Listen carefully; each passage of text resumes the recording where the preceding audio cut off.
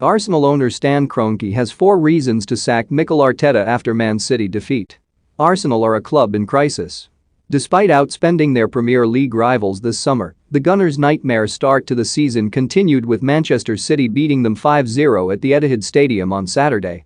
And, for a club of this size, that simply isn't good enough. Arsenal went into their game against Manchester City on a high, having beaten West Brom in the Carabao Cup last week. But they fell to a third successive Premier League defeat at the Etihad, with City running riot. Ilkay Gundogan and Ferran Torres put the hosts 2-0 up inside 12 minutes, with Gabriel Jesus then scoring before the interval. Rodri then added a fourth for City in the 53rd minute before Torres notched his second of the game with 6 minutes left on the clock. For Arsenal, it was a nightmare defeat that has now seen them rooted to the bottom of the table. So Express Sport will now take a look at the reasons Arsenal owner Stan Kroenke has to think about sacking Arteta after the shambolic result in Manchester. Think you know sport? Test your sporting knowledge with our tricky quiz. Arsenal used to be known for their free-flowing football. That was what made them so special under Arsene Wenger, who transformed English football during his time in North London. But this Arsenal side can't seem to find the net in the Premier League. They've now gone 3 matches without scoring, with Pierre-Emerick Aubameyang putting in a flat display against City.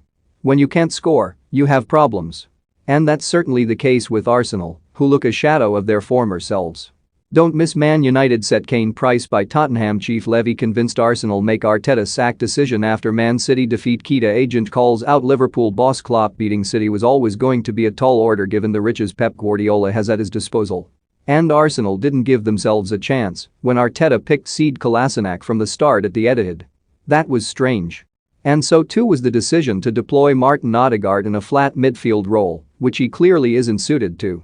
Moving Emile Smith-Rowe to the flanks was bizarre too, given the way he's been a shining light in the number 10 position.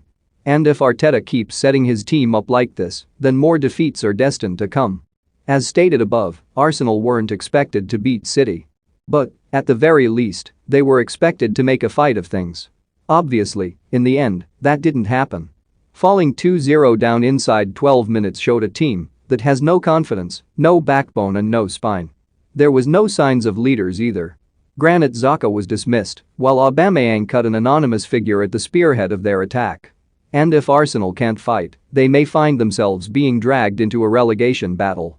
Maybe, just maybe, they're already in one. It's still early to judge Arsenal's summer signings. But the reinforcements Arteta has added to his squad simply aren't good enough, something the defeat to City showed. Cedric isn't a good right back. Odegaard was flat. And then, on the bench,